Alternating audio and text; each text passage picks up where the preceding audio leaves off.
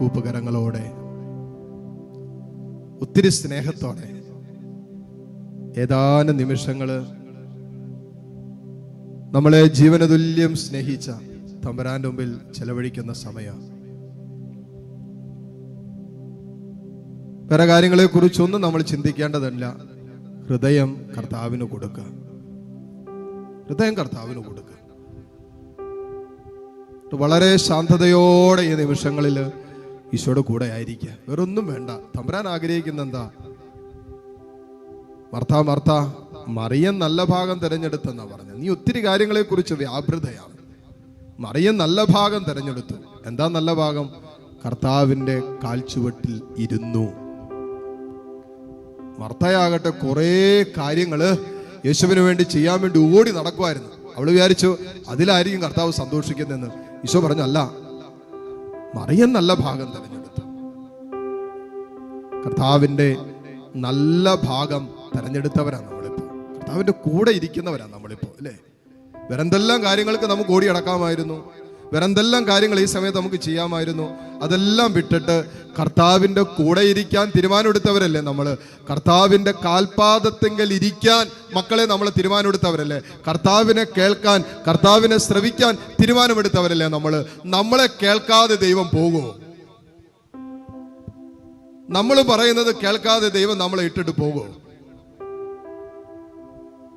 2-3 ദിവസം കർത്താവിന്റെ വചനം കേട്ട് ജനത്തെ പിരിച്ചുവിടാൻ ഒരുങ്ങിയപ്പോ കർത്താവ് പറഞ്ഞെന്നാന്നറിയാവോ? അവരെങ്ങനെ വിട്ടാ പറ്റില്ല. അവർക്ക് ഭക്ഷണം കൊടുക്ക്, ഭക്ഷണം കൊടുത്തിട്ട് വിട്. അവർക്കിപ്പോ വിശക്കുന്നുണ്ടാകും. ഇങ്ങനെ പറഞ്ഞയച്ചാൽ അവർ വഴിയിൽ തളർന്നു വീഴുമെന്ന് പറഞ്ഞ കർത്താവ് ഈ അൾത്താരയിലുണ്ടെന്നേ. വെറും കൈയോടെ പറഞ്ഞയക്കില്ല. അവൻ വചനം തന്നിട്ട് നിനക്ക് ആവശ്യമുള്ളതൊക്കെ അതിന്റെ കൂടെ കൂട്ടിച്ചേർത്ത് തന്നിട്ട് കർത്താവ് വിടൂ. നീ അവന്റെ വചനം കേൾക്കാൻ അവന്റെ കാൽപാദത്തെങ്കിൽ ഇരുന്നെങ്കിൽ നിന്റെ ഭൗതിക ജീവിതത്തിന്റെ വിശപ്പ് മാറ്റാനുള്ള അപ്പം കൂടി കർത്താവ് നിനക്ക് തരും.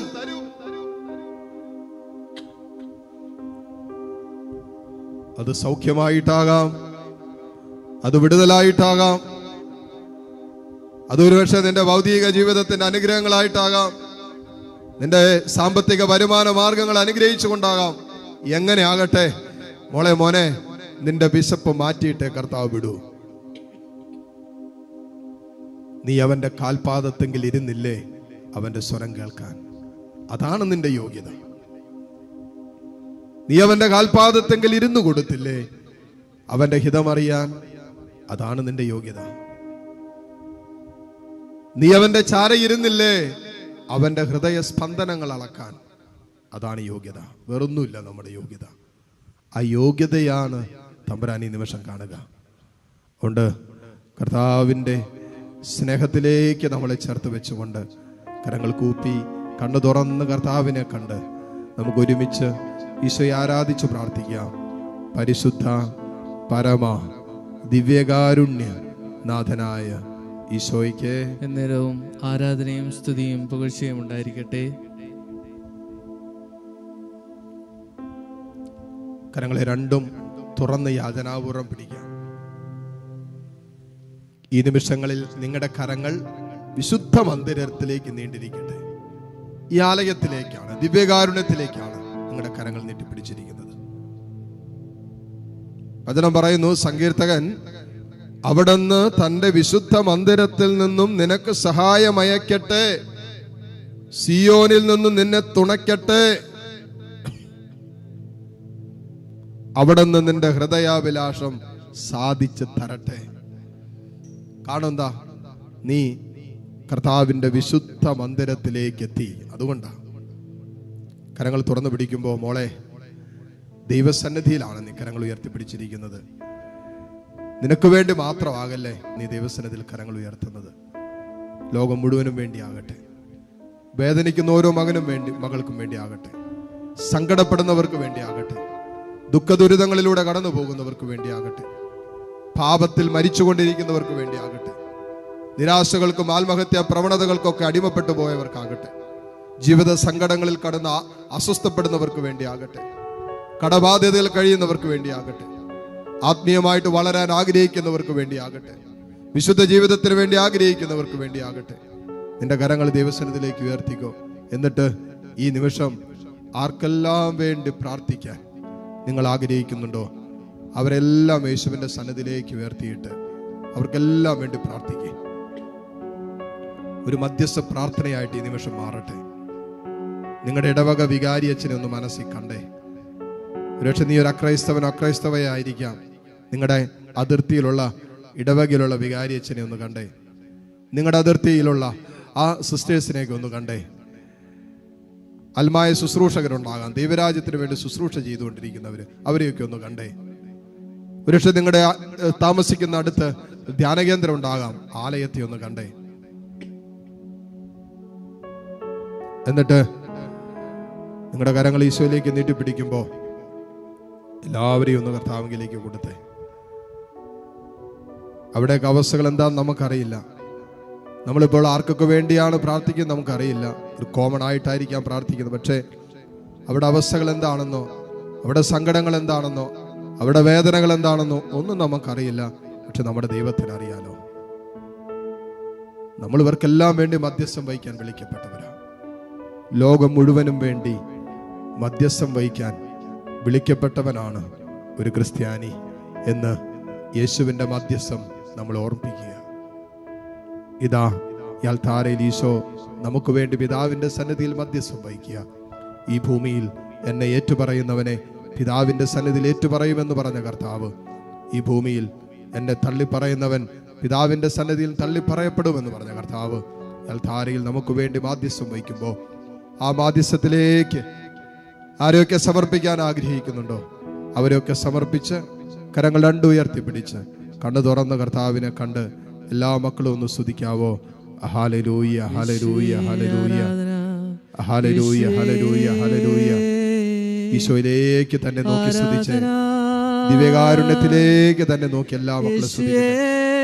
Hallelujah, hallelujah, hallelujah, hallelujah, hallelujah, hallelujah, hallelujah. ആരെയൊക്കെ സമർപ്പിക്കാൻ ആഗ്രഹിക്കുന്നുണ്ടോ അവരെയൊക്കെ സമർപ്പിച്ച് പ്രാർത്ഥിക്കട്ടെ. ഏതെല്ലാം വിഷയങ്ങൾ സമർപ്പിക്കാൻ ആഗ്രഹിക്കുന്നുണ്ടോ എല്ലാം കൊടുത്ത് പ്രാർത്ഥിക്കട്ടെ. Hallelujah, hallelujah, hallelujah, hallelujah, hallelujah, hallelujah, hallelujah, hallelujah, hallelujah, hallelujah, hallelujah, hallelujah, hallelujah, hallelujah. കർത്താവേ കരുണ കാണിക്കണമേ.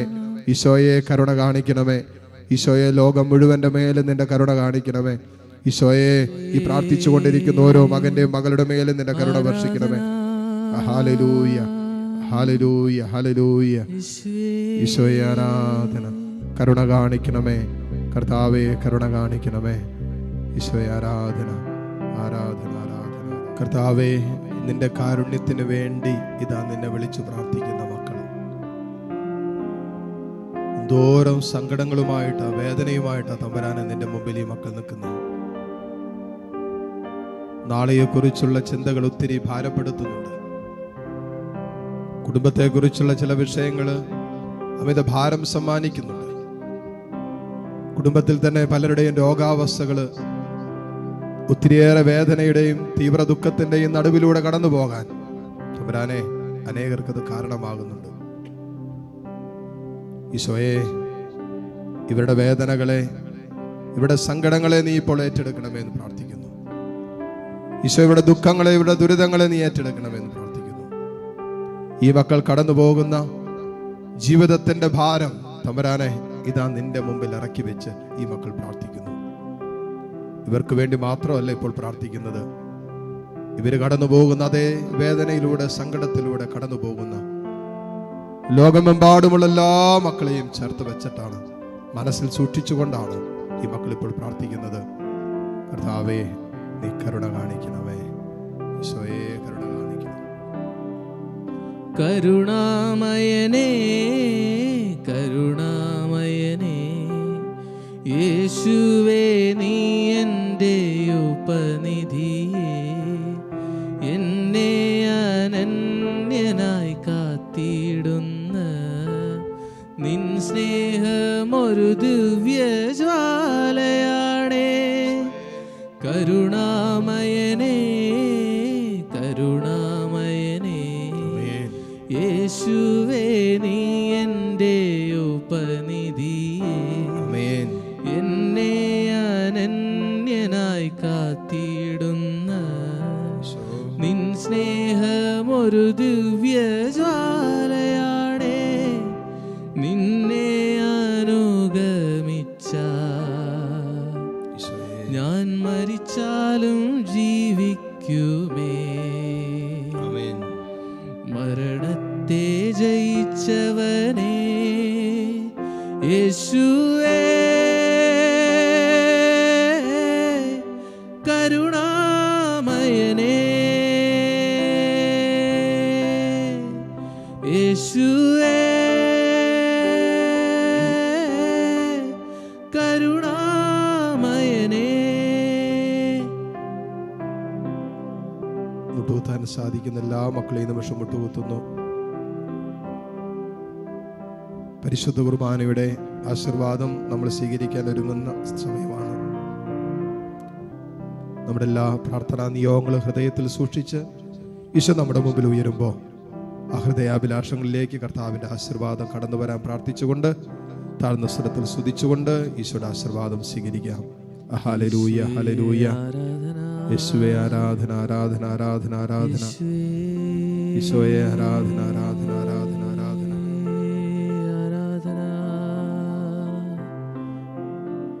യേശുവേ ആരാധന,